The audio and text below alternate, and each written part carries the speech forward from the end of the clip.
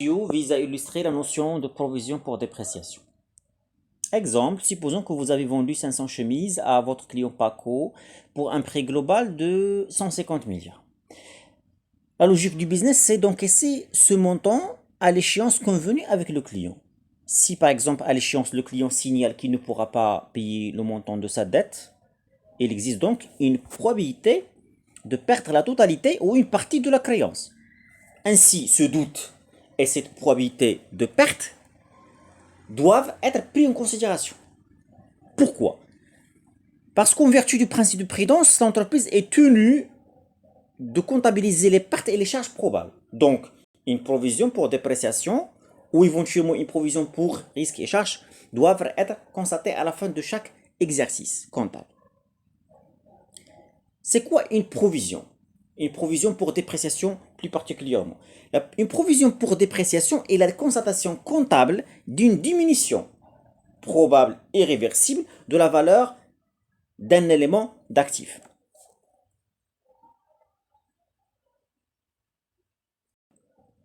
Comment donc comptabiliser une telle dépréciation?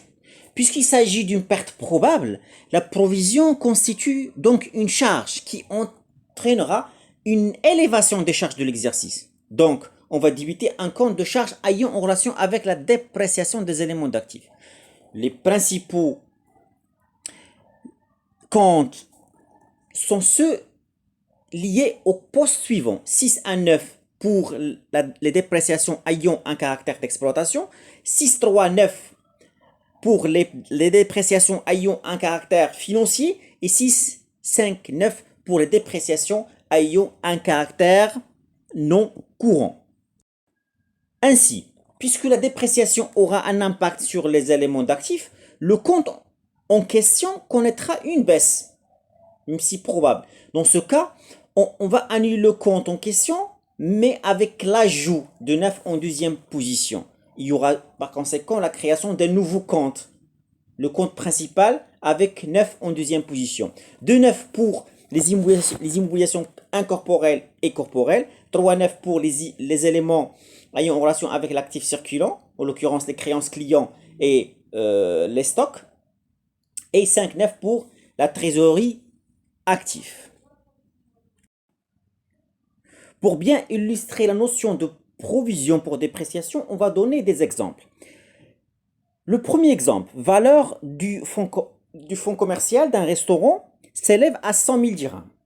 Suite à la construction d'une route qui a dévié le trafic routier, la valeur constatée au 31/12/2019 est estimée à seulement 60 000 dirhams. Donc ici, on constate qu'il y a une dépréciation de 40 000. On doit faire la comparaison entre la valeur, bien évidemment, d'entrée du fonds commercial avec la valeur actuelle au 31/12/2019. Donc, c'est seulement 60 000. 40 000, c'est la dépréciation probable.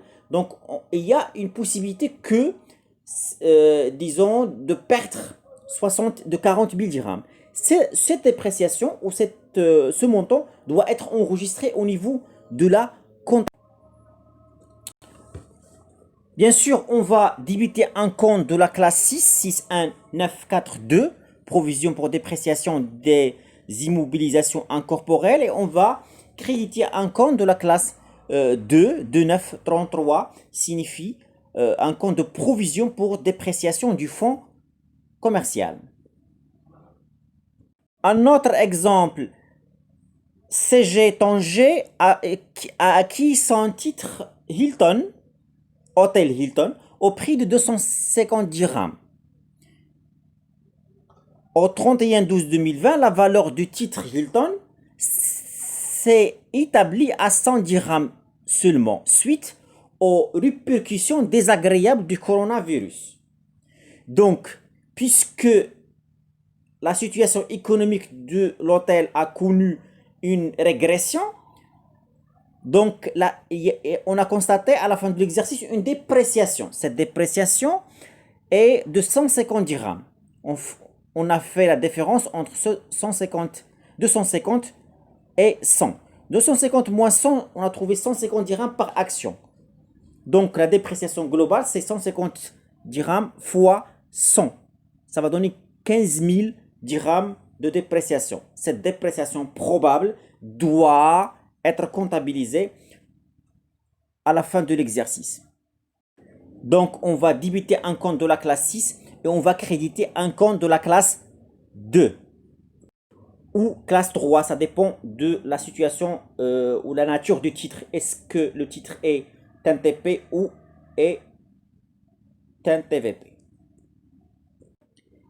Merci pour votre attention.